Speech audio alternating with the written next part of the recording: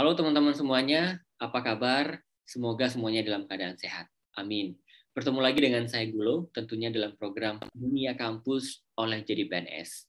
Kali ini kita akan terbang ke Amerika Serikat dan telah bersama kita salah satu anak muda kebanggaan Indonesia yang sedang menyelesaikan studi magisternya di salah satu kampus terbaik di Amerika, bahkan di dunia, yang masuk dalam grup Ivy League di Brown University. Sudah bersama kita Kak Maria Teva, seorang penerima beasiswa LPDP dan juga seorang guru pengajar langsung dari Amerika Serikat. Langsung aja kita sapa. Halo Kak Maria, apa kabar? Halo Mas Gul, kabar saya baik. Apa kabar juga Mas? Kabar baik juga di sini Kak Maria. Makasih banyak Kak Maria udah mau sharing kepada kita nih bagaimana seorang perempuan ya asal dari SOE, Nusa Tenggara Timur ini bisa berjuang ya, bisa masuk di Brown University dan sedang menyelesaikan studinya. Semoga nanti memberikan inspirasi ya buat teman-teman. Wah, Kak Maria aja bisa, aku harus jadi Kak Maria ini. Iya, Amin. amin. Untuk itu kita persilahkan kepada Kak Maria memulai sharing session ya. Teman-teman, di sini saya bakal menceritakan sedikit tentang pengalaman saya menjadi award di LPDP dan juga mahasiswa di Brown University, Amerika Serikat. Semoga menginspirasi. Ya. So, pertama, perkenalkan, nama saya Maria Teva. Biasa saya dipanggil Maria, tapi kadang teman-teman saya juga panggil saya Mary. Asal saya dari SOE, Nusa Tenggara Timur. Saat ini saya sedang menjadi mahasiswa master di bidang fisika di Brown University, Amerika Serikat. So, sedikit perkenalan teman-teman, asal saya dari SOE. SOE itu sebuah kota kecil di Pulau Timor, di Nusa Tenggara Timur, yang terkenal dengan suhunya yang dingin di musim hujan. Jadi biasa kalau di musim hujan gitu, kotanya tuh bisa kayak dalam beberapa hari nggak ada matahari, terus penuh kabut, kayak gitu. Nah, itu di SOE. Asal saya dari sini. SOE ini masih termasuk dalam salah satu daerah 3T. Saya lulusan dari Universitas Sanata Dharma di Yogyakarta. Di S1 saya mengambil program studi pendidikan fisika. Saya nggak pernah kebayang kalau saya itu bakal ngambil jurusan fisika ini. Soalnya pertama itu saya cita-citanya itu jadi dokter. Dari masih kecil tuh cita-citanya itu jadi dokter kayak gitu. Terus setelah lulus SMA, saya beberapa kali mengikuti ujian ujian masuk ke universitas dengan mengambil program studi kedokteran gitu, tapi saya nggak lulus. Ya, jadi tapi karena saya harus kuliah di tahun yang sama, jadi ya udah saya karena banyak universitas juga udah tutup, terus saya nggak tahu harus ngambil jurusan apa, ya udah pilih aja fisika gitu. Jadi udah saya daftarlah ke Universitas Sanata Dharma, terus ngambil program studi fisika gitu. Di tahun pertama saya, karena saya nggak terlalu mungkin karena bukan pilihan program studi yang saya mau gitu, jadi di tahun berikutnya saya coba lagi nih buat daftar jadi mahasiswa kedokteran gitu. Iya, jadi saya daftar lagi gitu Mas ke ke Universitas Negeri, ikut lagi SBMPTN gitu, tapi ternyata nggak lulus lagi gitu. Jadi jadi itu saya udah semester 3 di Sanata Dharma, tapi masih mau nyoba lagi gitu, siapa tahu berjodoh gitu kan sama dokteran. Tapi ternyata nggak lulus lagi. Oh ya udah deh, di semester 5 itu kan udah nggak bisa coba lagi. Ya udah saya stop gitu. Tapi kalau hari ini saya ada di sini, saya berpikir kalau kalau misalnya saya ngambil kalau misalnya dulu saya bukan jurusan fisika gitu, saya tetap kekeh mau ngambil kedokteran, mungkin hari ini saya nggak ada di Amerika melanjutin studi saya ke jenjang yang lebih tinggi gitu. Belum itu di Brown ya, iya Kak Maria, iya ya? iya. Terus jadi saya tuh dari situ belajar, oh ternyata kalau misalnya ada kegagalan di satu tempat, nggak mungkin saya juga gagal di bidang di tempat yang lain gitu. Jadi kalau ada pintu yang tertutup, satu pintu tertutup pasti ada pintu lain yang terbuka, dan mungkin lebih baik daripada yang kita inginkan gitu. Terus saya setelah itu tahun 2017 lulus dari Sanata Dharma, terus 1 tahun itu saya belum apply ke LPDP, itu masih cari-cari kerja kayak gitu di SOE. Tapi lucunya tuh gini, saya tuh pernah lamar kerja di satu sekolah, terus saya lamarnya itu sekitar bulan Februari 2018, terus itu masukin lamaran ke sekolahnya. Terus saya tuh nggak pernah dikontak-kontak gitu, nggak pernah dikontak-kontak. Iya, nggak pernah dikontak-kontak. Terus apa namanya? Nggak pernah dikontak-kontak. Terus tiba-tiba saya tuh dikontak di tahun 2019. Jadi udah setahun kemudian nih. Terus, iya udah setahun kemudian tuh baru saya dikontak, katanya lamaran kamu diterima nih minggu depan kayak gitu. Kamu bisa datang nggak sih buat tes gitu, buat jadi guru. Ya, terus pada saat itu saya ternyata udah diterima nih di salah satu sekolah di Kupang gitu. Jadi ya udah yang di SOE itu saya nggak ngambil lagi. Terus di SOE itu juga kayak gini, saya lamar untuk jadi guru kontrak gitu kan Mas di satu sekolah. Nah, terus pas saya ke satu sekolah, terus pas saya nganter lamarannya, kepala sekolahnya tuh bilang ke saya kayak gini, tapi gaji di sini tuh kecil, sekitar 300.000 per bulan, dan dibayarnya itu tiap 3 bulan gitu. Jadi, iya, tapi sekolahnya itu tetap full kayak gitu. Jadi dari pagi sampai sore, tapi gajinya kecil kayak gitu. Terus tapi saya juga, oh ya udah deh, nggak apa-apa kan tinggal di rumah gitu. Gajinya kecil nggak apa, tapi punya pengalaman kerja gitu. Tapi ternyata saya juga nggak dipanggil-panggil gitu dari sekolahnya. Jadi cuma cerita aja kayak gitu tentang gajinya, terus nggak dipanggil-panggil kayak gitu. Terus ya itu, jadi setahun itu kayaknya saya kerjanya cuma sebagai tutor. Jadi saya cuma kalau misalnya ada siswa gitu yang butuh les-les privat gitu, oke, saya layani gitu. Itu di tahun 2018. Terus saya juga pernah di 2018 itu ngikut tes PNS, tapi saya nggak lulus di bagian administrasinya. Jadi nggak lulus lagi nih. Udah yang dulu pas mau sekolah dokter nggak lulus. Sekarang mau lamar kerja juga, ya ampun kok nggak diterima-terima ya, kayak gitu. Terus di tahun yang sama, karena saya nggak lulus, di tahun yang sama saya nggak lulus CPNS, terus saya itu juga daftar beasiswa LPDP saat itu awalnya. Pas ngedaftar di beasiswa LPDP, itu saya rencananya mau yang afirmasi dengan tujuan itu ke Australia gitu. Saya ngambil mau daftar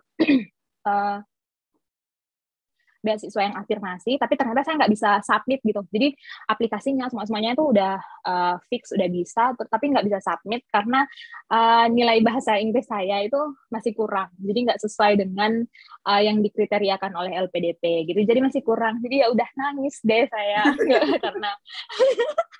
karena udah nggak lulus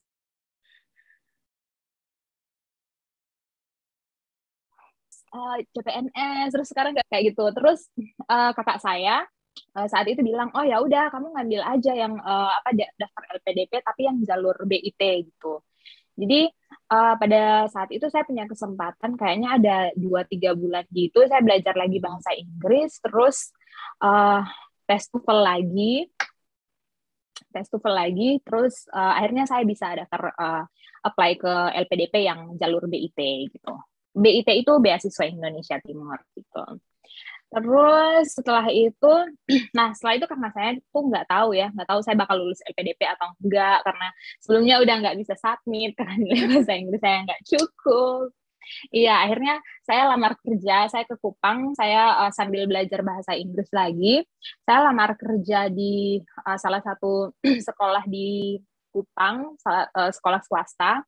Saya lamar jadi guru fisika di sana, dan ternyata saya diterima kayak gitu. Saya belajarnya itu kurang lebih 6 bulan, karena di bulan Maret 2019 itu saya dapat pengumuman dari LPDP kalau saya lolos beasiswanya kayak gitu. Yeay. Oke, akhirnya lulus ya setelah nggak lulus. Setelah fail berapa kali ya akhirnya lulus gitu. Terus setelah itu saya resign dari sekolah yang saya ngajar karena saat itu LPDP punya program pengayaan bahasa yang mewajibkan kita harus ke Jogja ke tempat pengayaan bahasanya gitu. Jadi saya ikut ke sana. Terus saya ngikut program LPDP untuk pengayaan bahasanya itu sekitar 7 bulan untuk belajar bahasa Inggris. Terus setelah itu saya apply ke kampus. Nah, untuk apply ke kampus ini juga sebelumnya tuh agak susah ya cari kampus di Amerika menurut saya. Soalnya pertama tujuan kampus saya itu saya pilihnya itu ke Penn State. Penn State University, Pennsylvania State University.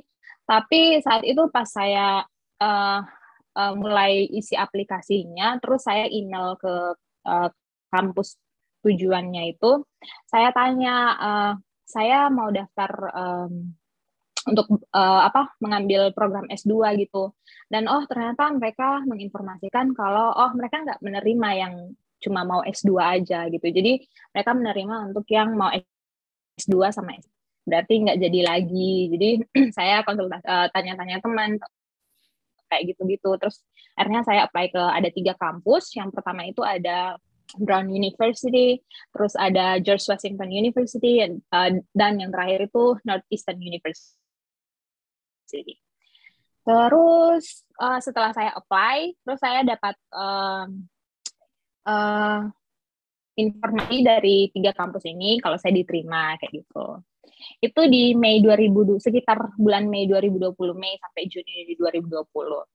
Nah, karena sebenarnya rencana awal saya untuk kuliah itu di Agustus 2020, tapi karena pandemi saat itu saat itu pandemi, jadi LPDP buat aturan yang kami itu nggak diizinkan gitu buat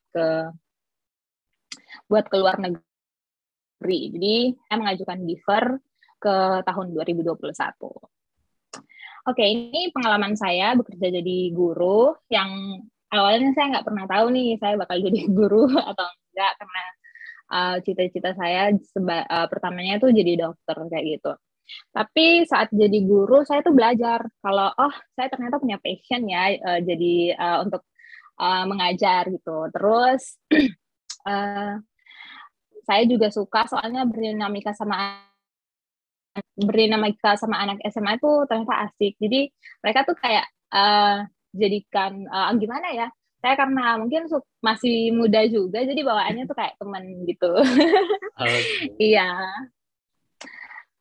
Terus selanjutnya, ini saat saya diterima untuk diterima lolos LPDP, ini screenshot hasil pengumumannya. Terus yang berikut, ini LOE dari kampus. Jadi untuk 3 kampus yang saya apply, ya saya juga kaget saat itu. Saya diterima sama 3 kampusnya gitu. Ada Brown, George Washington, dan Northeastern. Baik, makasih Kak Maria. Ini dari 3 kampusnya berarti Kak Maria hanya daftar 3 kampus yang di slide sebelumnya, Kak ya? Iya, berarti jadi saya hanya daftar 3 kampus yang ini. 3 daftar ini dan 3-3-nya diterima, begitu Kak Maria ya? Iya, di 3-3-nya diterima gitu. Wow, ini luar biasa sekali teman-teman ya. Ini dari nama kampusnya ini bukan kampus yang biasa saja, ini yang bagus sekali ya. Dari Northeastern, terus kemudian di George Washington University, bahkan di Brown University. Ini termasuk Ivy League. Dan ini luar biasa sekali Kak Maria. Dan terima kasih Kak Maria sudah menunjukkan surat cinta ya, atau LOE dari 3 kampus ini. Dan semoga ini nanti menjadi motivasi nih buat teman-teman. Wah, aku pengen keluar negeri nih. Pengen dapat surat cinta nih. Pengen ke Brown misalnya. Semoga semakin banyak ya teman-teman tuh bisa seperti Kak Maria kuliah di luar negeri. Amin. Brown University. Amin, amin, amin. Dan nanti bisa cerita ya Kak Maria ya, dari 3 ini kenapa nanti Kak Maria pilih yang di Brown. Silakan. Oh ya. So SCM itu sama aja sih kayak program-program MSc gitu. Cuma SCM itu saya juga pertama nggak tahu apa sih SCM. Oh ternyata cuma MSc aja yang dibalik jadi SCM kayak gitu. Jadi di Brown Master of Science itu mereka tulisnya SCM kayak gitu. Oke, baik, makasih. Mungkin ada yang bertanya-tanya, kenapa sih saya daftar LPDP dan juga kenapa saya memilih Brown University? Pertama, untuk daftar LPDP, jadi saya cerita sedikit. Daftar LPDP ini saya sebenarnya nggak tahu apa-apa tentang LPDP, tapi ya pas kuliah tuh cuma pengennya ya udah nanti apply beasiswa lah kayak gitu. Terus karena mau saya punya keinginan buat lanjut studi terus bisa ke luar negeri kayak gitu. Jadi tapi pada saat saya kuliah itu tiba-tiba kakak saya tuh beritahu kalau saya nanti mau lanjut kuliah di Monash University Australia dengan beasiswa LPDP kayak gitu. Jadi karena kakak saya juga award di LPDP saat itu, jadi ya udah nanti saya juga apply deh ke LPDP kayak gitu. Iya coba-coba kayak gitu. Jadi proses saya untuk melanjutkan studi ke LPDP, melanjutkan studi ke luar negeri itu juga termotivasi dari orang-orang di sekitar saya, khususnya kakak saya. Jadi pas mau apply LPDP, terus apply ke kampus, itu juga banyak masukan-masukan dari kakak saya sendiri. Terus mungkin ini salah satu yang saya bisa bilang privilege.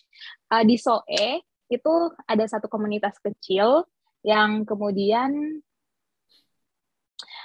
saya belajar dari orang-orang di sekitar saya yang ternyata ada di SOE. Mereka tuh juga punya punya pengalaman melanjutkan studi ke luar negeri kayak gitu. Jadi saya belajar dari mereka. Ya, dan mereka itu juga sharing kalau mereka beasiswanya ada LPDP, ada Australian Awards, terus ada AS itu, terus ada yang Fulbright gitu-gitu. Jadi karena sharing-sharing itu akhirnya saya termotivasi untuk daftar ke beasiswa dan melanjutkan studi. Terus, nah ini ada kelas berbasis forum SOE Peduli. Ini satu saya bisa bilang organisasi di SOE yang ada anak-anak muda gitu yang punya pengalaman belajar di luar negeri, terus punya pengalaman dapat beasiswa dari dari Indonesia, dari Amerika, dari Australia. Jadi mereka ngadain kayak jadi mereka ngadain kayak belajar bahasa Inggris gratis di SOE buat anak-anak yang nggak bisa belajar bahasa Inggris, dapat les bahasa Inggris gratis gitu di SOE. Terus ini foto yang pertama, ini saat berbasis kelas itu buat membuat tes untuk tes TOEFL. Jadi setelah kalau udah belajar berapa lama gitu, terus diadain mock test gitu. Terus kalau yang foto kedua ini pada saat itu dari berbasis kelas ini juga ngadain kayak simulasi wawancara untuk untuk wawancara beasiswa LPDP gitu. Jadi dari sini saya juga dapat kesempatan buat latihan nih wawancara. Oh, kalau wawancara sama LPDP itu gimana gitu. Jadi di sini kita dibantu ya gitu.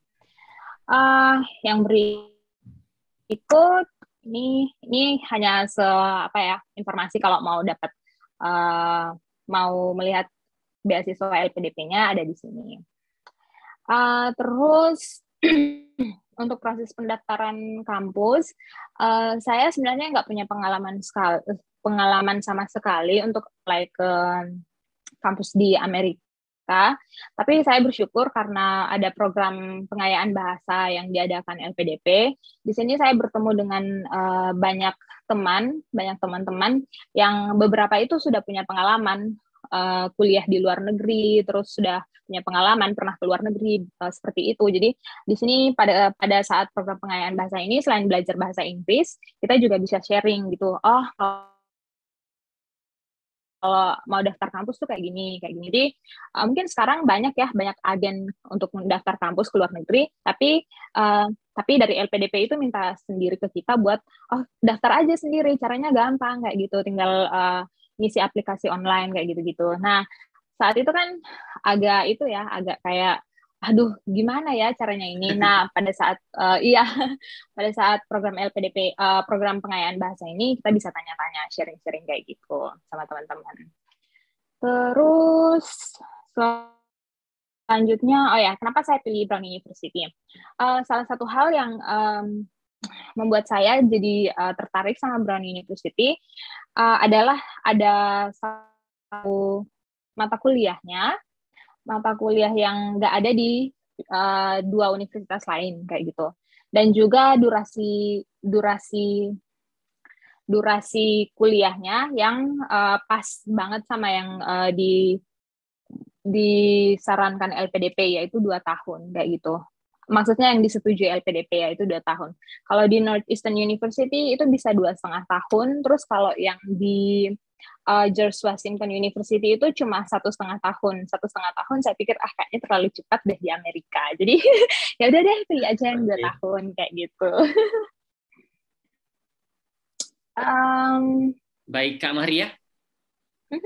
Ya, ini sebelumnya ya Kak Maria kan ada daftar di Northeastern, kemudian Brown dan George Washington. Itu bagaimana Kak Maria bisa sampai ke kampus semua itu? Apakah direkomendasiin teman atau memang googling ya, riset ke satu-satu kampus, atau pakai platform lain, atau seperti apa Kak Maria? Oh ya, oke. Saya tuh juga pertama mau daftar ke kampus di Amerika itu juga saat itu belum tahu nih mau ke kampus yang mana, karena pertama itu saya pengennya di Penn State seperti yang saya bilang awalnya gitu.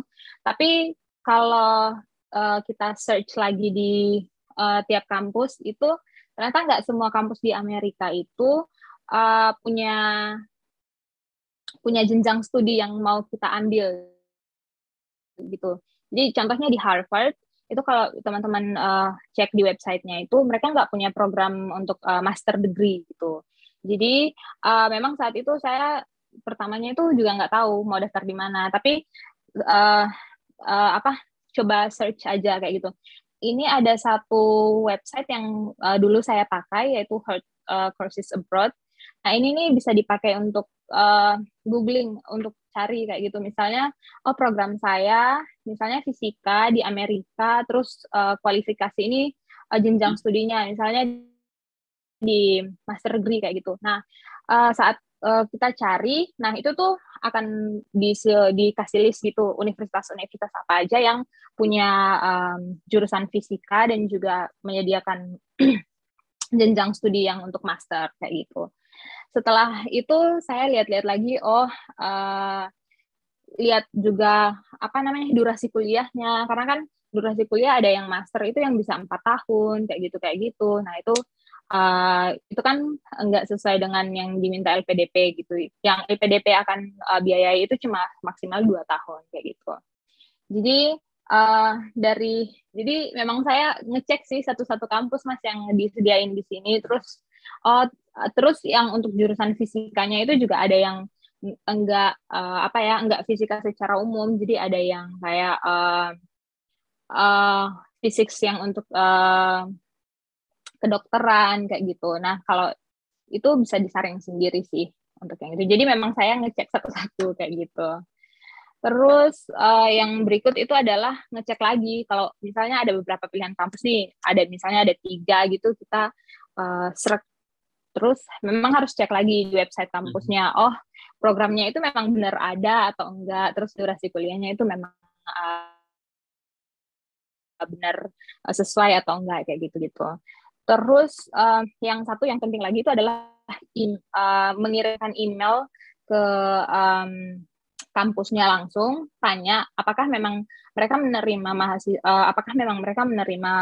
untuk mahasiswa yang dari international students gitu yang mengambil master itu mereka terima apa enggak tahun ini, karena biasanya kampus-kampus di Amerika itu nggak terima mahasiswanya tiap tahun, kelas mereka tuh nggak buka tiap tahunnya, ada yang kayak 2 tahun sekali kayak gitu, jadi memang harus ditanyakan.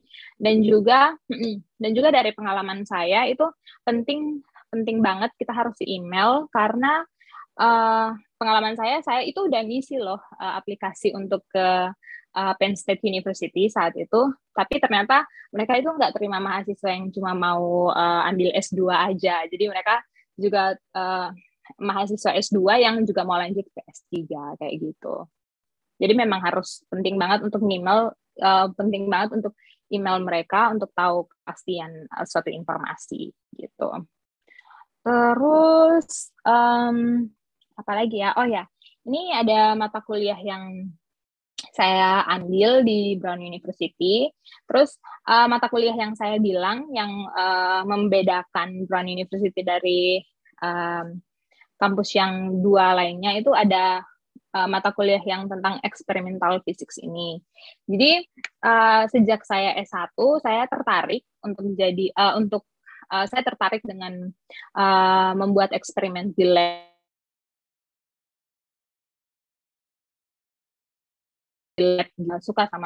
Saya tertarik untuk belajar lebih lagi tentang experimental physics. Jadi ya udah ambil ke Brown University gitu.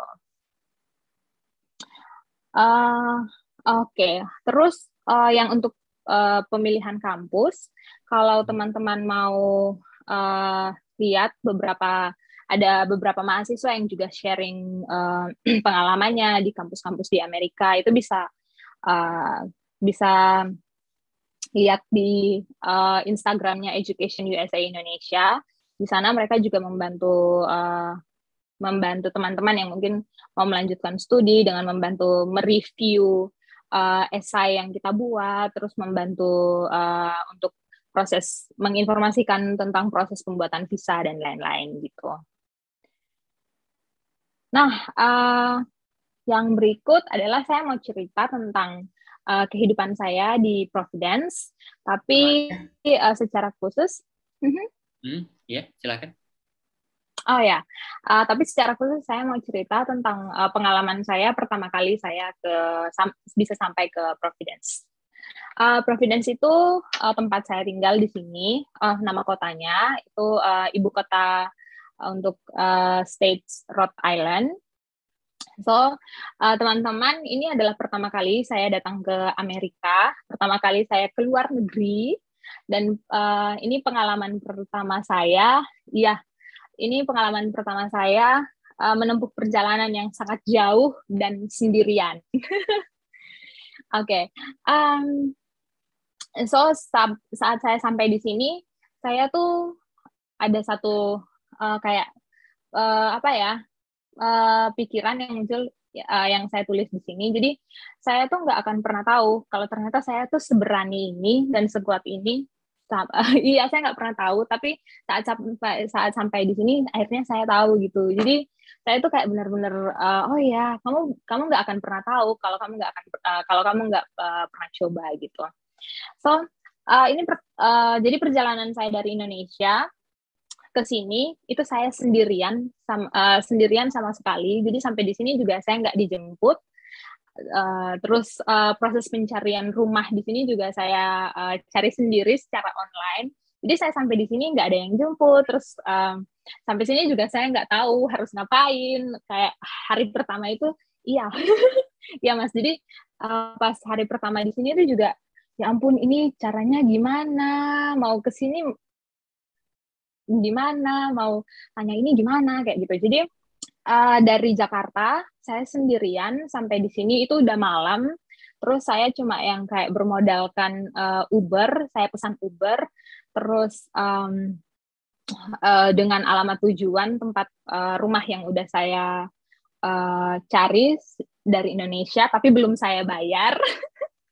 Jadi iya, belum saya bayar saat itu karena apa ya? Iya, saya nggak bisa ngirim uang dari Bank Indonesia ke Bank Amerika punya landlord yang di sini, pemilik rumah yang di sini. Jadi akhirnya ya udah deh, saya coba tanya ke dia gitu, bisa nggak kalau saya bayar setelah saya punya uang nih, tapi saya nggak bisa transfer. Jadi saya apa namanya buat dulu bank transfer kayak gitu. Jadi ternyata dipercaya gitu sama pemilik rumahnya. Iya boleh gitu. Jadi ya udah saya masuk rumah tanpa bayar apa-apa dan pemesanan saya juga apa namanya pencarian rumah saya itu juga dari di Indonesia sejak saya masih di Indonesia. Jadi saya juga wow saya dipercaya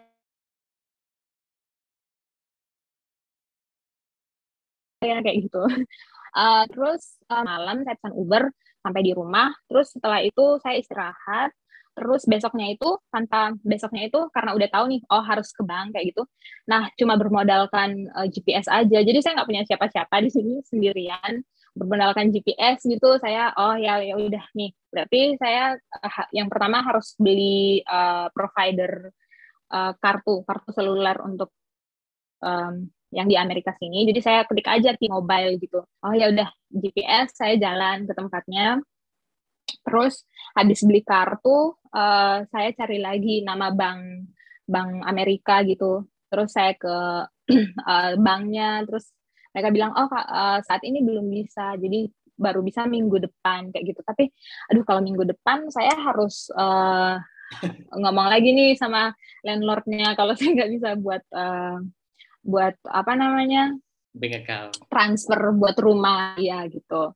Ya udah besoknya lagi saya coba lagi nih ke bank yang lain, pakai GPS lagi ke bank yang lain. Ternyata bisa. Ya udah saya buat apa namanya saya buat banknya, buat akun banknya kayak gitu. Itu proses saya beberapa hari awal di sini.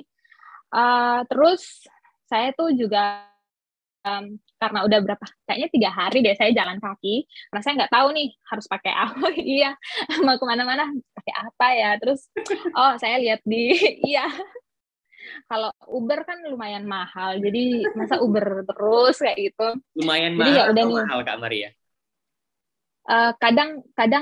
Kadang murah, kadang $3 kayak gitu, tapi soalnya kadang $3 tapi kadang tuh bisa yang sampai $20 gitu. Wow. Iya.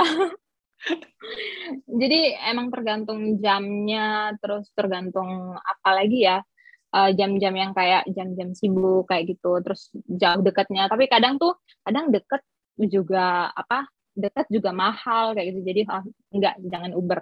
Jadi ya udah saya saya itu juga nggak tahu cara naik bisnya itu gimana. Cara naik bisnya itu gimana. Jadi emang ya udah naik aja. Ternyata bisa pakai ID card-nya Brown itu gratis. Nah, jadi saya kemana-mana pakai itu. Terus beberapa hari awal-awal pakai bisnya itu juga saya tuh nggak tahu cara turunnya itu gimana. Maksudnya iya, cara request stopnya itu gimana kan? Soalnya hari-hari awal sebelum hari-hari awal saya di sini, saya tuh ke Boston ke teman-teman saya di sana, dan di sana bisnya itu ada tombol buat stopnya. Nah, sedangkan di sini tuh nggak ada. Saya lihat-lihat ke sekeliling bisnya, aduh kok nggak ada ya, cara turunnya gimana gitu. Ya udah, jadi saya sebenarnya tujuannya mau ke sini, ya udah saya lewat aja gitu biar lihat orang yang mau turun. Jadi saya, iya kan nggak ada teman mas buat tanya, nggak ada siapa-siapa gitu yang kenal buat tanya. Jadi udah nih saya lihat ternyata caranya tuh tarik, ada tali gitu, terus kita tarik gitu. Caranya gitu, ya udah. Nah iya kayak gitu, jadi saya belajar sendiri gitu. Terus apa ya? Terus saya juga nyasar 2 kali gitu karena salah naik bis kayak gitu-gitu. Iya. Jadi jalan-jalan ya Kak Maria? Ya ampun, nyasar. Iya, nyasar sekalian jalan-jalan kayak gitu. Tapi akhirnya saya tahu kayak gitu. Ternyata kalau ini kayak gini-gini. Sebenarnya saya itu awalnya ke sini udah hubungin beberapa teman yang ada di Rhode Island sini, tapi ternyata mereka pada saat tanggal saya ke sini mereka nggak ada di Rhode Island. Jadi ya harus sendirian kayak gitu. Tapi akhirnya saya tahu gitu, oh ternyata saya bisa kayak gitu, ya ampun saya bisa sendirian gitu jalan, terus berani ngomong kayak gini-gini, oh ya ampun kayak gitu. Jadi bangga tuh sama diri saya sendiri. Aduh, tepuk tangan dulu deh. Gitu.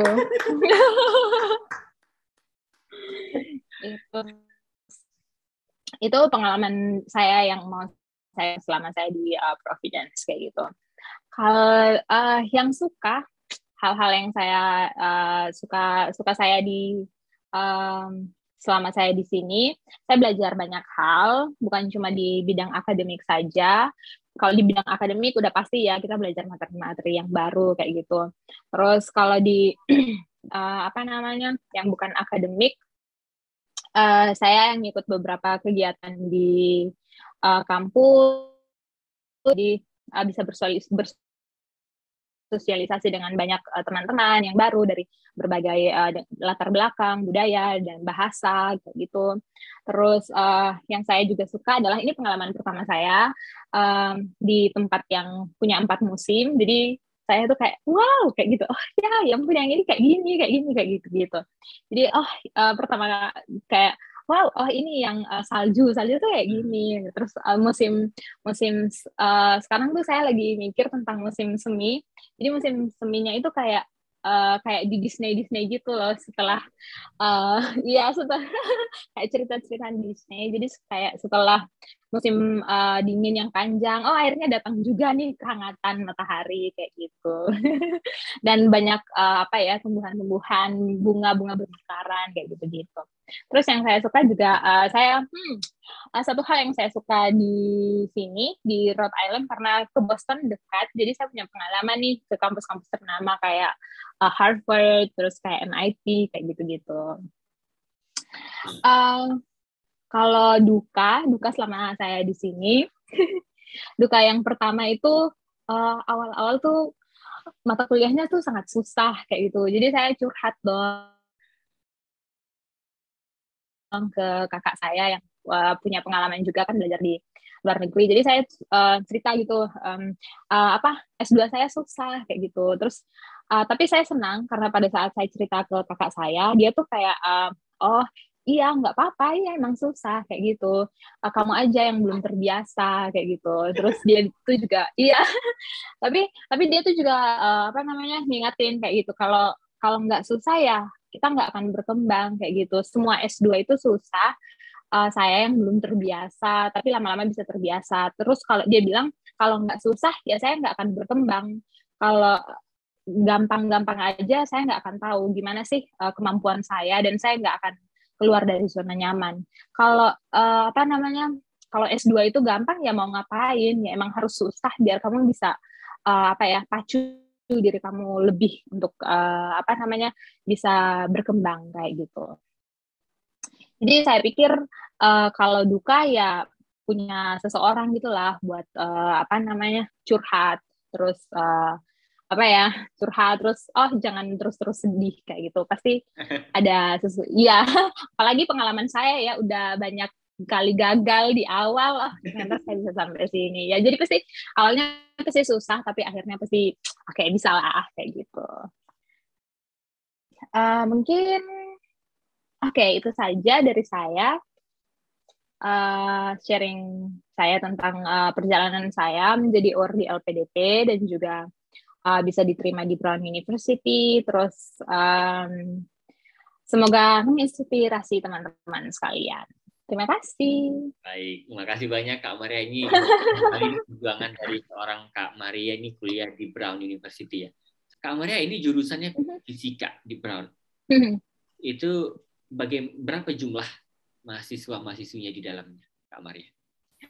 Oke. Untuk angkatan saya rasa sekitar di bawah 30 sih, 20 gitu. Untuk angkatan saya. Iya, untuk satu angkatan gitu. Dan lebih banyaknya itu laki-laki. Hanya laki-laki. Iya. Itu dari lebih banyak laki-laki. Termasuk sedikit ya, Kak Maria, dan kompetitif ya. Iya. Baik. Dan seberapa beragam, diverse-nya jumlah orang-orang yang di dalam kelas itu? Maksudnya negaranya dari mana, dan latar belakangnya. Oh ya, kalau yang untuk angkatan saya itu kebanyakan sih dari Cina. Dari Cina itu banyak. Terus juga dari India itu juga banyak. Terus sama beberapa orang asli sini. Baik. Dan Gitu, bagaimana ya. hubungan Mbak Maria ya sebagai mahasiswa dengan dosen di sana? Oh ya, ada sih satu yang saya suka di sini. Jadi hubungan mahasiswa dan dosen itu sangat gimana ya, akrab, kayak yang bisa saya bilang akrab kayak gitu. Jadi kalau di Indonesia kan agak kaku gitu. Nah kalau di sini tuh bisa yang apa namanya, kita bisa SMS atau bisa juga chat lewat grup apa namanya, ada grup di sini, ada aplikasi di sini namanya Slack. Jadi di situ ada kayak ya pakai Slack gitu. Jadi kita bisa chat dosen kita di sana. Misalnya kita ada sesuatu nih yang nggak ngerti, bisa langsung chat di sana. Terus dosennya bisa langsung balas kapan saat dia nggak sibuk ya langsung dibalas kayak gitu. Terus di Brown itu juga ada coffee hour gitu buat graduate students. Jadi bisa sharing, bisa ada ya share pengalaman gitu sama faculty member dan juga mahasiswanya kayak gitu. Itu offline, Kak Maria? Iya, yang coffee hour-nya offline. Oke, menarik sekali. Dan Mbak Maria tadi balik lagi, itu responnya seperti apa cepatnya untuk respon dari? Respon dari apa namanya? Respon dari profesornya itu cepat. Misal ya dari dosennya itu cepat dan nggak gimana ya. Kadang tuh juga kalau misal nih saya buat laporan terus mereka melihat bahwa saya nggak ngerti gitu. Nah itu tuh saya akan dikirimi pesan pribadi gitu ya. Yang bilangnya tuh kayak gini, kalau kamu nggak ngerti, please apa namanya hubungi saya kalau kamu butuh bantuan kayak gitu. Oke. Gitu. Jadi kadang kalau kita nggak apa namanya kita malu atau kayak belum siap gitu untuk tanya ke dosennya, tapi dosennya notice kita ada sesuatu kayak gitu, iya mereka yang ngehubungi kita kayak gitu. Oke, baik. Ini sangat personal sekali ya Kak Maria. Jadi bahkan kita yang langsung di-approach ya Kak taunya. Dan responnya cepat ya, gercep ya Kak Maria. Iya cepat, iya nggak pokoknya kalau biasa kadang itu juga lewat email. Jadi kalau kita emailnya jam pagi kayak gitu, siangnya udah dibalas kayak gitu. Kadang tuh langsung dibalas kayak gitu. Wow, itu agak berbeda mungkin dengan pengalaman Kak Maria sewaktu dulu kuliah di Indonesia ya. Kadang di Indonesia tuh kan ada tuh yang kayak untuk dosen-dosen killer gitu kan harus nunggunya lama, iya kayak gitu. Terus apa namanya harus nyari dulu kesini kayak gitu. Kalau di sini kita bisa email terus langsung dibalas, atau kalau misalnya kita mau ketemu ketemu secara langsung itu juga bisa email dulu janji untuk ketemu. Terus di sini juga apa namanya di Amerika untuk setiap dosen mereka itu punya office hour gitu. Jadi kita bisa ke sana langsung gitu. Oke, setiap dosen tuh ada office hour-nya dan kita langsung bisa ke ruangan. Iya. Iya, ruangannya, atau kadang kalau mereka nggak berhalangan gitu, kita email dulu buat janji dulu kayak gitu. Baik, Kak Maria, ini kita ngobrol tentang penilaian. Pertama, apakah ada sistem DO di kampus itu sendiri? Kemudian yang kedua, bagaimana scoringnya, sistem penilaiannya di kampusnya? Oke. Kalau yang dari pengalaman saya, DO saya kurang tahu ya, tapi mungkin ada. Ya, kalau DO saya belum tahu. Tapi untuk sistem scoringnya itu, jadi misal saya ngambil contoh di salah satu mata kuliah gitu ya, Mas. Jadi nilainya sama A, B, C, D gitu kayak di Indonesia. Untuk pengambilan nilainya itu ada dari nilai tugas. Jadi tiap minggu tuh ada nilai tugas gitu. Tiap minggu dikasih tugas gitu. Jadi ada nilai tugas, terus ada nilai mid semester. Biasanya ada kayak ujian tengah semester. Terus yang ketiga itu ada ujian akhir semester gitu. Jadi diambil dari itu kayak gitu. Sama sih seperti di Indonesia kayak gitu. Tapi kalau dulu saya S1 tugas yang dari kampus itu nggak tiap minggu. Kalau di sini tuh tiap minggu selalu ada tugas kayak gitu. Iya. Oke, Kak Maria sekarang ini kuliahnya itu dari online dan juga offline atau seperti apa? Kuliah saya offline semua, Mas. Jadi ke kampus setiap hari kayak gitu. Kak Maria. Di sini udah. Ya, gimana? Di sini udah nggak online lagi. Soalnya karena kasus COVID-nya juga udah menurun di state-nya dan juga di kampusnya udah menurun. Jadi kita boleh ke kampus. Terus di sini juga di kampus saya itu setiap minggunya, dulu awal-awal itu setiap minggunya kita tuh harus ke kampus buat ngetes COVID gitu. Terus kita juga dikasih untuk sekarang kita dapat tiap minggu dikasih masker sama tes antigen gratis yang kita bisa tes sendiri di rumah.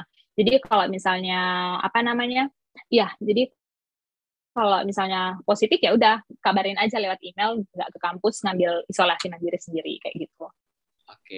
Oke, menarik. Kak Maria sekarang sudah masuk ya offline kelas. Apakah ada Ya. Maria ya di dosen di sana itu, wah ini nggak masuk kemana nih? Wah ini ada penilaian dari dia masuk ke kelas atau enggak? Enggak ada. Jadi nggak ada penilaian untuk kehadiran kita di kelas gitu. Jadi di sini itu kayak kamu nggak masuk juga nggak apa-apa. Kalau untuk yang nggak masuk ke kampus itu biasanya ada juga Zoom sih. Ada yang jadi mereka nyediain untuk yang nggak masuk kelas itu ada Zoom, jadi bisa ngikut dari rumah gitu.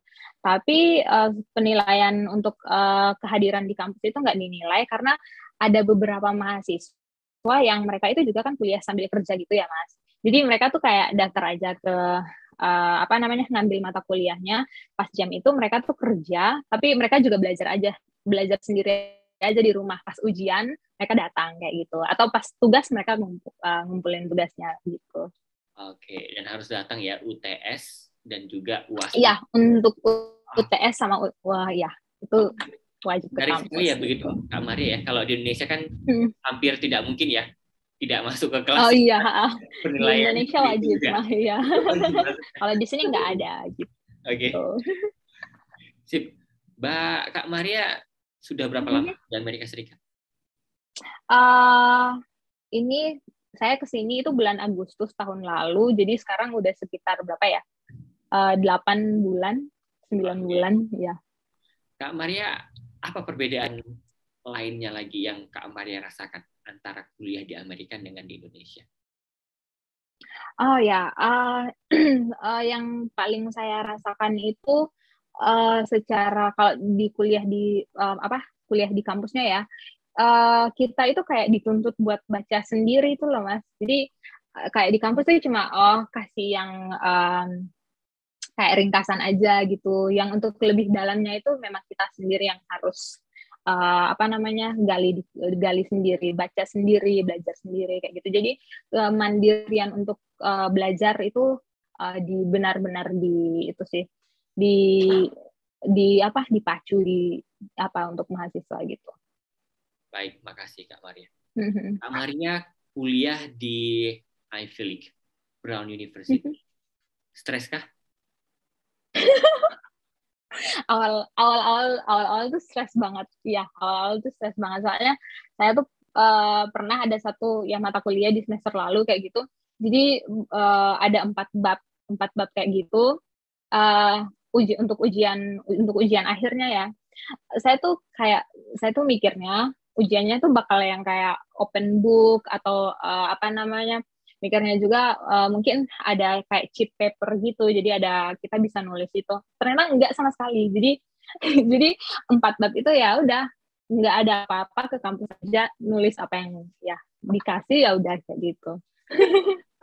Jadi saya tuh kayak ya ampun, awal-awal tuh saya pikir tuh kayak bakal yang kayak ada chip paper buat nulis kayak rumus-rumus yang penting kayak gitu atau apa, ternyata nggak ada sama sekali. Jadi emang udah kayak gitu ujiannya. Jadi awal-awal tuh emang susah gitu, tapi ya kayak yang udah kakak saya bilang tadi, kalau nggak susah ya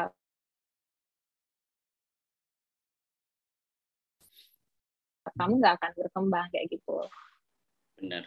Baik, makasih Kak Maria. Tadi banyak ini ya, banyak tersesatnya, banyak jalan-jalannya, dan sudah melihat bangunan, ya, nature, dan juga orang-orang di sana, bahkan sistem yang ada di Amerika Serikat. Apalagi cerita menarik yang Kak Maria dapatkan? Sudah tinggal. Oh ya, cerita menarik. Oh, ada lagi sih yang saya suka sama orang-orang di sini.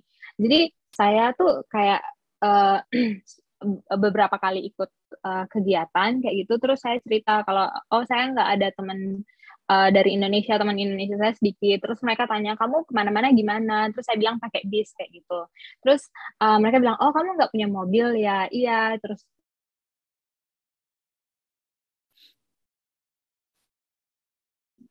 mereka tuh tiba-tiba yang langsung kayak gini, oh ini mau kesini apa saya bisa nganterin kayak gitu. Nah itu tuh yang wow, oke, kayak gitu. Terus jadi beberapa kali tuh kalau misalnya saya mau ke grocery store, terus kalau misalnya mau ke tempat-tempat yang agak jauh yang bisnya nggak lewat kayak gitu, ya udah chat aja beberapa teman dan mereka nganterin kayak gitu.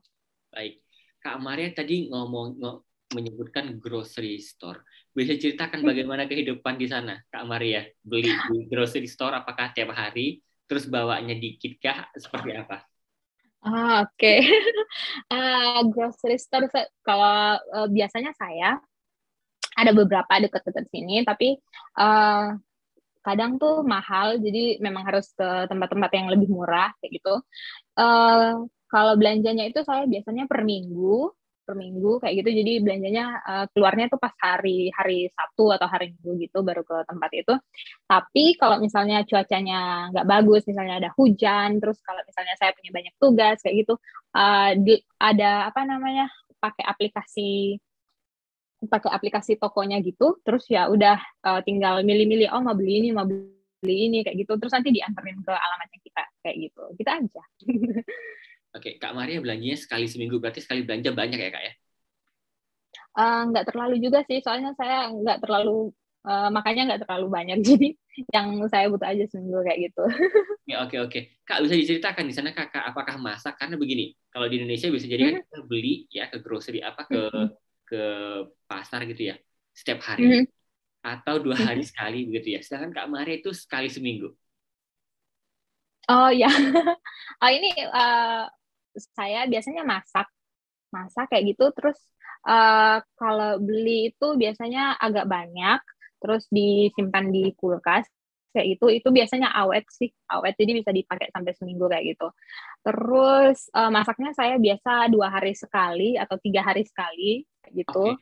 Terus ya, jadi sekali masak tuh yang buat berapa hari gitu. Nah itu kan juga hemat waktu. Soalnya kalau masak tiap dalam sehari masak 2 jam kayak gitu kan, iya makan waktu juga kan buat mau ngelakuin hal yang lain. Jadi biasanya kayak gitu sih. Oke, menarik. Berbeda ya, Kak Maria masak sekali untuk 2-3 hari ya. Kalau Indonesia biasanya agak jarang ya. Kita ya biasanya masak kalau mau sarapan masak untuk sarapan atau ya gitu ya, Kak Maria. Ya, ini triknya tuh juga pertama saya kesini tuh juga saya pikir ya pas mau makan gitu baru masak kayak gitu. Tapi iya,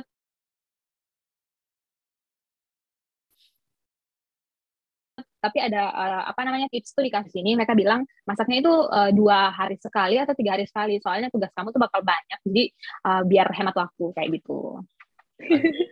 Iya. Tugasnya bakal banyak. Sebanyak apa sih Kak tugas setiap minggunya? Jadi misal satu semester itu saya ngambil 2 mata kuliah gitu. Jadi setiap minggu itu dari masing-masing mata kuliah itu kita dikasih tugas, nah kayak gitu. Tugasnya itu gimana ya? Kadang tugasnya itu misal satu mata kuliah itu 1 nomor. gitu. Satu mata kuliah itu ada 5 nomor. Nah, tapi 5 nomornya itu saya tuh bisa ngerjainnya itu kayak 2 hari, 3 hari. Soalnya masih harus belajar lagi gitu, belajar sendiri. Oh, ini maksudnya kayak gini, ini maksudnya kayak gini. Ya, jadi harus memang sambil itu juga sih. Jadi kayak gitu. Terus ada tugas-tugas yang kayak buat laporan. Terus ada yang harus mata kuliah yang sekarang misalnya saya ngambil itu ke lab gitu. Nah, itu tuh cukup memakan waktu ya, karena misalnya dalam sehari saya bisa di lab itu 4 jam kayak gitu. Jadi buat ngambil data, buat coba-coba alat-alatnya kayak gitu. Jadi itu emang ya lumayan menguras waktu kayak gitu. Baik, Kak Maria pernahkah mengalami rasis atau pelecehan atau sejenisnya selama di Amerika? Oke. Saya kalau yang untuk itu saya mungkin mau bilang kalau saya bersyukur banget saya ada di Brown yang lingkungannya itu lingkungannya itu kayak di Brown sendiri itu juga ada yang kayak polisi Brown gitu, polisi yang khusus untuk Brown. Jadi memang mereka selalu beroperasi. Terus saya juga ada di lingkungan yang semuanya tuh mahasiswa. Jadi saya nggak pernah ngalamin yang kayak rasis atau yang kayak kriminal yang kayak di seksual harassment kayak gitu, itu nggak ada kayak gitu. Jadi mungkin karena lingkungan saya di lingkungan kampus, jadi yang kayak gitu nggak ada kayak gitu. Baik, menarik.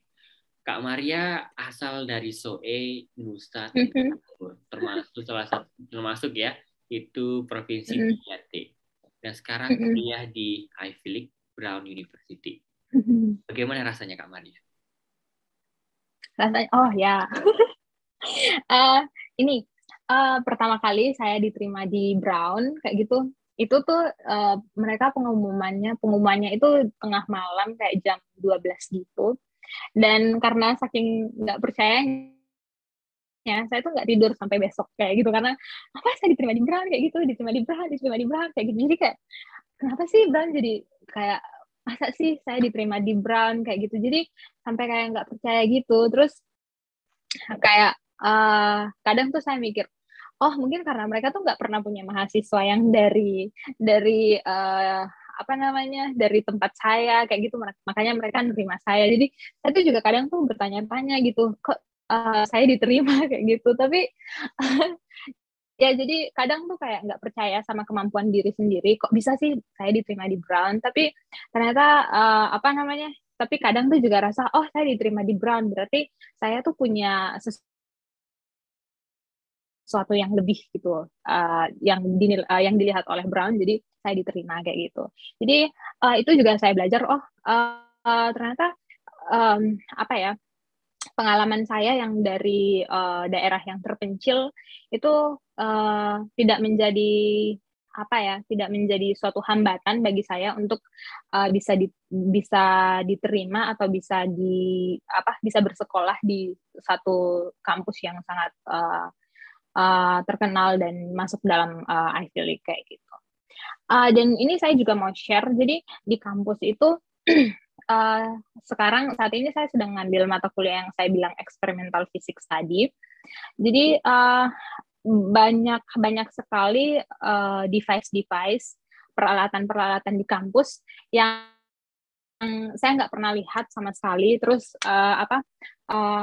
dan proses pengolahan datanya itu juga pakai aplikasi yang saya nggak pernah belajar sama sekali di S1 saya atau di sebelumnya. Terus yang saya senang adalah dosennya itu, saya bilang ke dosen saya, Pak, saya nggak profesor, saya nggak punya pengalaman nih tentang pemakaian alat ini, terus saya juga nggak punya pengalaman nih pakai software ini kayak gitu. Dan dosennya tuh bilang kayak gini, oh nggak apa-apa, saya ngajarin kamu nanti kayak gitu. Jadi jadi mereka tuh mengerti, oh saya dari daerah yang nggak punya teknologi secanggih mereka, dan mereka ngajarin saya kayak gitu. Jadi saya oke. Padahal kalau soalnya teman-teman saya teman-teman saya yang ngambil kelas yang sama dengan saya, itu mereka semuanya udah punya pengalaman yang misalnya pakai alat itu, terus mereka udah pengalaman pakai software yang dipakai untuk apa namanya analisis data kayak gitu. Tapi ternyata dosen saya tuh kayak, oh ya nggak apa-apa kamu nggak punya pengalaman itu, tapi saya ngajarin kayak gitu. Baik, wah menarik sekali.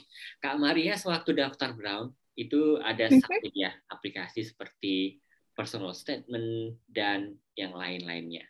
Seperti itu ya, Kak Maria ya? Halo, sorry Mas, boleh diulang? Oke, ya mohon maaf tadi sinyal saya. Kak Maria, waktu daftar di Brown itu pasti membuat personal statement dan yang lain-lain. Ya. Nah, kalau tahu nih, apa sih yang Kak Maria jual ya dalam daftar ke Brown itu? Apa ya yang saya jual? Ya, contohnya waktu di personal statement misalnya. Kalau sebenarnya saya juga nggak tahu ya apa ya, kalau saya menilai personal statement saya sendiri, saya juga nggak tahu persis apa sih yang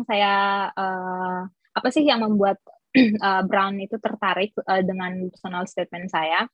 Tapi mungkin ini saya tuh menjelaskan kalau fisika itu ilmu pengetahuan yang bukan cuma kita belajar tentang materi dan sifat-sifatnya dan apanya kayak gitu. Tapi saya itu percaya kalau fisika itu ilmu pengetahuan yang kalau kita kuasai, kita itu enggak hanya untuk kita bisa pakai untuk membantu orang-orang yang untuk orang-orang yang misal ini saya ngambil contoh di daerah saya di Timur Tengah Selatan itu kan banyak tuh daerah-daerah yang belum terjangkau listrik, terus airnya masih susah kayak gitu. Jadi saya pikir dengan belajar fisika dan saya mengetahui cara-cara kerja alam atau teknik-teknik untuk teknologi-teknologi. Nah, itu saya bisa membantu orang-orang yang ada di daerah pedalaman untuk bagaimana mereka mungkin memberdayakan apa yang mereka punya di kampung untuk bisa dipakai untuk mungkin menyediakan listrik kayak gitu, atau untuk bisa membuat air itu mudah untuk didapat kayak gitu. Jadi mungkin itu yang dilirik oleh Brown menurut saya ya kayak gitu. Luar biasa sekali. Kak Maria, apa pesan yang ingin Kak Maria sampaikan untuk teman-teman yang ingin kuliah di luar negeri, khususnya perempuan? Oke. Apa ya? Ada dari pengalaman saya pribadi, saya tuh kan banyak gagal dulu baru bisa diterima oleh LPDP, terus bisa bisa masuk ke Brown kayak gitu. Jadi pesan saya untuk teman-teman yang mungkin mau sekolah lanjut adalah jangan berhenti kalau misalnya kamu gagal. Jadi terus berjuang kayak gitu. Soalnya kalau misalnya kamu gagal, itu sebenarnya kamu semakin dekat dengan kesuksesan yang kamu impikan. Terus jangan takut untuk mencoba hal-hal baru. Kayak misalnya tadi saya tuh nggak akan pernah tahu kalau ternyata saya tuh seberani ini. Saya bisa jalan sendiri. Saya bisa bisa ngomong sama orang baru, belajar hal-hal baru sendiri kayak gitu. Saya pikir ya jangan takut untuk mencoba hal-hal baru. Terus terkhususnya untuk perempuan, melihat dari di kelas misalnya di jurusan saya yang fisika kayak gitu, sedikit perempuan yang mengambil jurusan ini. Mungkin saya mau bilang ke teman-teman yang perempuan, jangan takut untuk mengambil mengambil kuliah, maksudnya untuk melanjutkan studi ke misal mengambil jurusan sains atau yang berkaitan dengan teknologi, karena sebenarnya itu penting untuk perempuan sendiri. Misalnya nanti mereka menjadi ibu, mereka ngajarin ke anak-anak mereka teknik-teknik yang bisa dipakai dalam kehidupan sehari-hari kayak gitu. Makasih Kak Maria. Dan pesan apa yang ingin Kak Maria sampaikan untuk teman-teman yang berasal dari daerah timur Indonesia untuk kuliah ke luar negeri, khususnya di Brown? Oke. So biasa saya cerita-cerita sama teman-teman kayak gitu, terus saya bilang lanjut S2 aja kayak gitu, kuliah lagi gitu. Terus mereka bilang enggak, kita nggak bisa bahasa Inggris kayak gitu. Nah, jadi mungkin pesan-pesan saya buat teman-teman saya yang ada di SOE, di Timor kayak gitu, jangan takut belajar bahasa Inggris. Saya juga dulunya nggak lulus, nggak bisa submit ke LPDP kayak gitu karena bahasa Inggris saya jelek gitu. Tapi ya lama-lama saya belajar terus bisa ngerti. Jadi saya percaya teman-teman saya yang dari Timor gitu juga bisa untuk lanjut kuliah ke jenjang yang lebih tinggi, dan jangan takut buat belajar bahasa Inggris kayak gitu. Makasih Kak Maria. Dan yang terakhir nih, apa harapan seorang Maria Teva untuk Indonesia yang lebih baik? Oke, harapan saya yang pertama, semoga pembangunan di Indonesia semakin maju, tapi dengan kemajuan pembangunan yang ada di Indonesia, semoga tidak mengesampingkan tidak mengesampingkan kepentingan-kepentingan misalnya seperti hak asasi manusia. Maksud saya adalah pembangunan yang dilakukan di Indonesia semoga tidak mengeksploitasi alam dan juga tidak mengeksploitasi manusia. Terus semoga tingkat pengangguran di Indonesia juga semakin berkurang. Terus anak-anak muda di Indonesia mau melanjutkan pendidikan ke jenjang yang lebih tinggi untuk bisa lebih berinovasi dan menjadi lebih kreatif untuk menciptakan lapangan pekerjaan sendiri. Jadi bisa mengurangi angka pengangguran. Terus satu lagi yang terakhir mungkin korupsi di Indonesia bisa menurun bahkan hilang sama sekali. Gitu, Mas.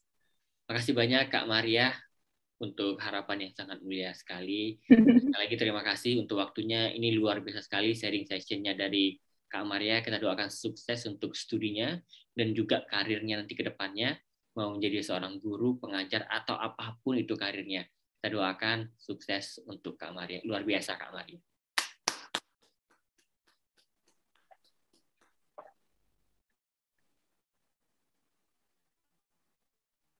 Oke, tadi boleh diulang? Tadi diulang. Iya. Sampai di mana ya? Saya cut. Cutnya itu sampai di terakhir tuh harapan saya untuk Indonesia. Oke, harapan untuk Indonesia itu ini sih. Berarti Kak Maria tadi ngomong. Iya, udah selesai itu. Selesai aku ngomong. Oke, sip. Iya. Nanti aku potong. Oke, kita tunggu 10 detik nanti biar aku tahu di mana potongnya, Kak. Bentar ya. Oh, oke. Ya.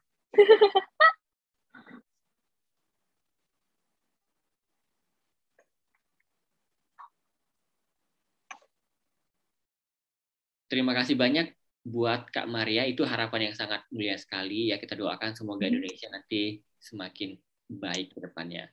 Terima kasih Kak Maria. Kita doakan sukses terus untuk studinya Kak Maria dan juga karirnya Kak Maria ke depannya, baik mau jadi seorang guru atau mau jadi apapun itu nanti ke depannya. Banyak sekali profesi dan semakin banyak nanti impact nanti yang bisa diberikan Kak Maria untuk lingkungan sekitar di NTT, di Indonesia maupun di dunia. Amin. Terima kasih luar biasa sekali Kak Maria. Amin. Ya, oke. Ya, terima kasih juga Mas, saya telah diundang di sini. Semoga menginspirasi. Amin, luar biasa sekali. Dan terima kasih buat teman-teman yang sudah bergabung. Semoga apa yang diceritakan Kak Maria tadi bisa memberikan inspirasi dan membuka ya perspektif, paradigma, pandangan baru teman-teman bagaimana sih kuliah di luar negeri. Ya bagaimana sih kuliah di Brown. Wah ternyata Brown itu masuk Ivy League gitu ya. Wah ternyata Kak Maria ya, perempuan dari NTT dari timur bisa nih tembus nih di Brown. Wah semoga nanti bisa menjadi next-nya nih. Saya doakan ya semoga yang nonton ini nanti lulus bisa kuliah ke luar negeri, mencapai cita-citanya dan khususnya kuliah di Brown agar semakin banyak anak yang kuliah di luar negeri dan berkuliah di kampus-kampus bagus di dunia seperti di Brown University. Amin. Sekali lagi terima kasih dan teman-teman semuanya. Saya Gulo dan terima kasih juga. Sama-sama Kak Maria. Saya Gulo dan seluruh tim dari Jadi PNS mengucapkan terima kasih dan sampai jumpa dalam program Dunia Kampus maupun program lainnya oleh Jadi PNS. Terima kasih. Terima kasih.